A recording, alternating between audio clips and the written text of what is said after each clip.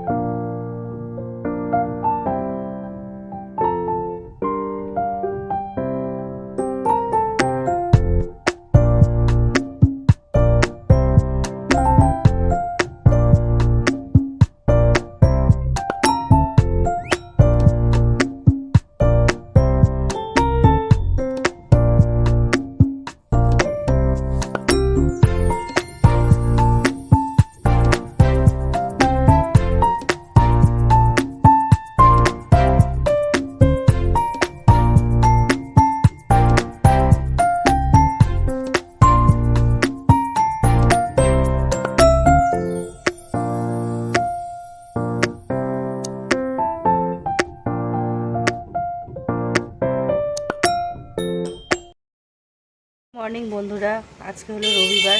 আজকে সকাল বাজে এখন 9:30।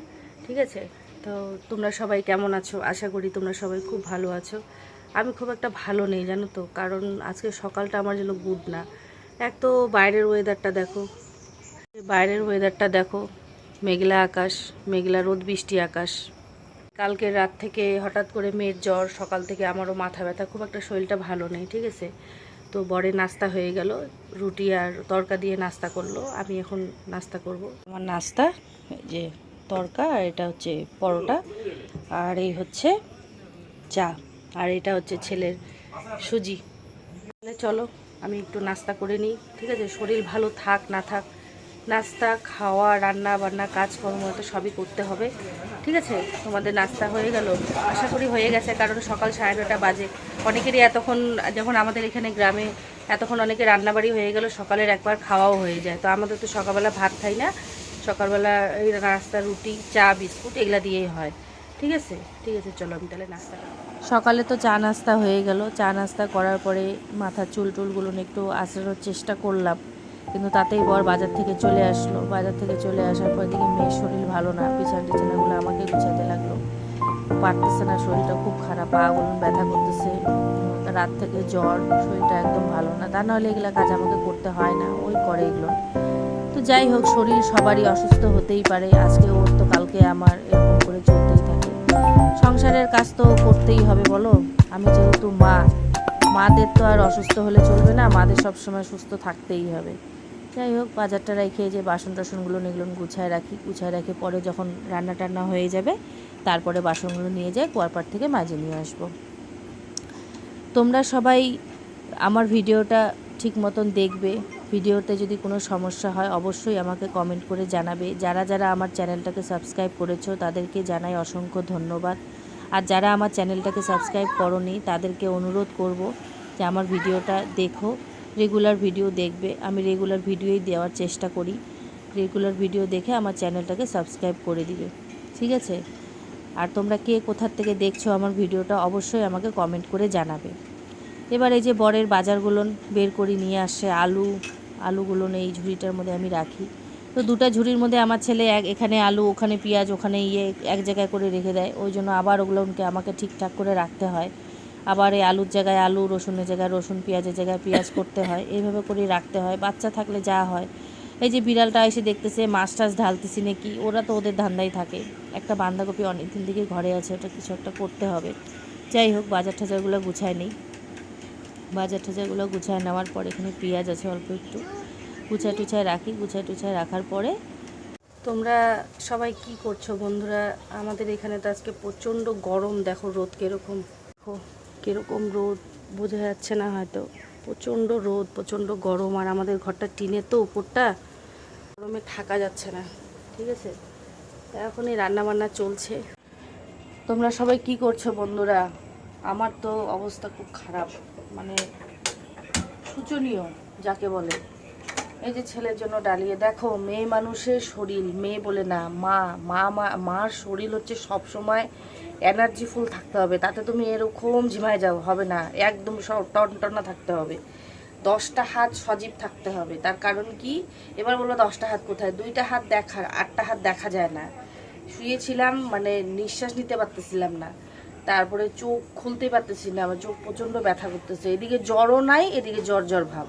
এদিকে এখন বসালাম ছেলের ডালিয়া। সংসার তো চালাইতেই হবে বলো। আর সকালের একটু আটা মাখা আছে, এই যে সকালের একটু আটা মাখা আছে, সেইগুলোর গতি চাপাইতে হবে। নষ্ট তো করা যাবে না বলো, নষ্ট করলে পরে আল্লাহ গুনাহ দিবে।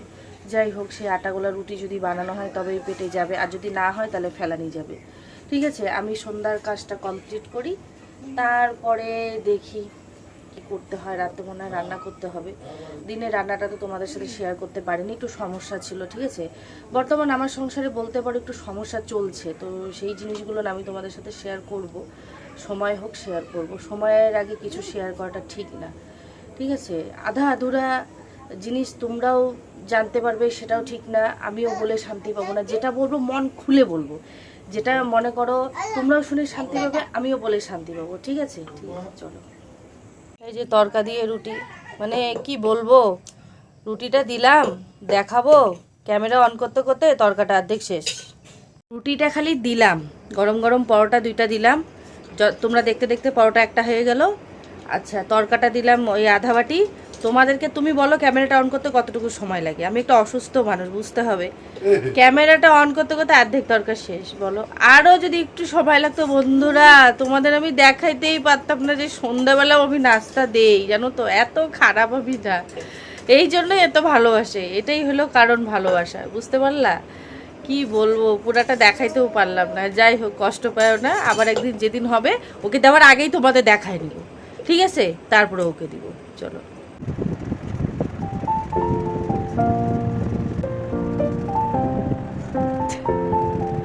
এই হচ্ছে ছেলের খাওয়া, এই যে আলুর ডাল মাছ দিয়ে, আর এই হচ্ছে ভাত। তাহলে খাওয়াই, আমার মুখে না পান। ছেলেকে খাওয়ানোর পরে পরে কি রান্না হলো তোমাদের সাথে শেয়ার করছি। খাওয়া দাওয়া, এই যে আমার মশাইয়ের ভাত, আর এটা হচ্ছে দিনের তরকা অল্প একটু আছে, আর এই যে আলুর ডাল, আর এই যে হচ্ছে চিকেন কষা। ঠিক আছে, চিকেন কষা। আজকের মতন সব কিছুই শেষ। রাতে খাওয়া দাওয়াটাও দেখাই দিলাম, কি খাওয়া দাওয়া হচ্ছে। ছেলের তো হয়ে গেল, এখন আমরা খাবো। ঠিক আছে, তাহলে কালকে আবার আসছি নতুন একটা ভিডিও নিয়ে। তোমাদেরকে আমার ভিডিওটা দেখার জন্য অনুরোধ রইল। Good night.